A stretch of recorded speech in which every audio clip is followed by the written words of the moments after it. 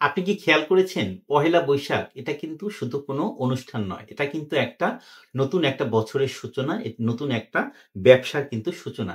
এই দিনে ব্যবসায়ীরা যেটা করেন পুরাতন হিসাবটাকে কিন্তু ক্লোজ করে দেয় এবং নতুন একটা বছর বা নতুন একটা ব্যবসার খাতা কিন্তু তারা খুলেন।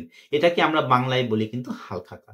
আগে যেটা ছিল মোগল সম্রাটের আমলে, এটা হচ্ছে 1556 এর দিকে। তাদের কিন্তু বছর শুরু হতো অগ্রহায়ণ মাসে, হেমন্তকালে। তখন কিন্তু ভালো ফসল হতো না। এজন্য সম্রাট আকবর তিনি যেটা করেছিলেন, ফসল কাটার মৌসুমের উপরে ভিত্তি করে কিন্তু নতুন এই যে কর ব্যবস্থা কিন্তু তিনি চালু করেছিলেন।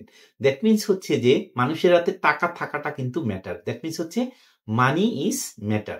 এই জন্য একজন লিডারকে কিন্তু বুঝতে হবে আসলে মানি কিন্তু ব্যাপার। আপনার পার্সোনাল লাইফ বলেন, আপনার প্রফেশনাল লাইফ বলেন, উভয় ক্ষেত্রেই কিন্তু আপনার বেসিক মানি ম্যানেজমেন্টের একটা ধারণা কিন্তু আপনাকে অবশ্যই থাকতে হবে। যেমন ধরুন আপনি হয়তো মাসে 50,000 টাকা আয় করেন। এই 50,000 টাকা আপনি কিভাবে খরচ করবেন এটা কিন্তু খুবই একটা মানে দূরদর্শী একটা জ্ঞান আপনাকে থাকতে হবে। যেমন ধরুন আপনি 50,000 টাকার 20% সেভিং করবেন, 5% আপনার পার্সোনাল গ্রোথের জন্য ব্যবহার করবেন এবং বাকি টাকাটা ফ্যামিলি এক্সপেন্ডিচারের জন্য ব্যবহার করবেন। আপনি কত টাকা আয় করছেন এটার চেয়েও বড় ম্যাটার হচ্ছে, বেশি ম্যাটার হচ্ছে আপনি কিভাবে এটাকে খরচ করছেন। আপনি কি ডেবিট কার্ড, ক্রেডিট কার্ডে স্টুপিড মানি খরচ করছেন কিনা। দ্যাট মিনস হচ্ছে আপনার একটা ফোন আছে বা আপনার একটা ভালো শার্ট আছে, আপনার আরো লোন করে আপনি খরচ করছেন কিনা, এটা কিন্তু ম্যাটার। এই জিনিসটা কিন্তু আমাদের অবশ্যই বুঝতে হবে।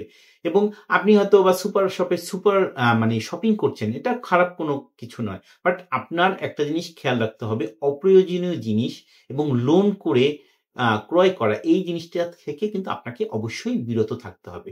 হ্যাঁ, আপনার যদি সাফিসিয়েন্ট টাকা থাকে সেক্ষেত্রে আপনার একটা শখের জিনিস কিনলেন, ইটস ওকে। বাট আপনার একটা জিনিস আছে, তারপরেও আপনি দেখা যাচ্ছে যে তারপরে আপনি লোন করে একটা জিনিস কিনছেন, এটা কিন্তু খুবই হার্মফুল একটা ব্যাপার।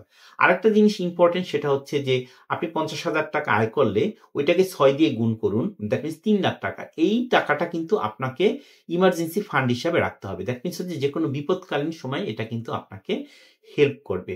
এজন্য কিন্তু আমাদের আয় এবং ব্যয়ের মধ্যে একটা ভারসাম্য অবশ্যই থাকতে হবে।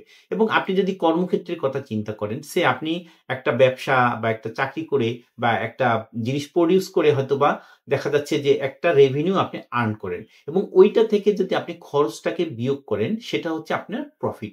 এই ধারণাটাও কিন্তু আমাদের থাকতে হবে। এজন্য কিন্তু মানি ইজ ম্যাটার এবং লিডারকে কিন্তু এই আপনার মানি ম্যানেজমেন্ট সম্বন্ধে কিন্তু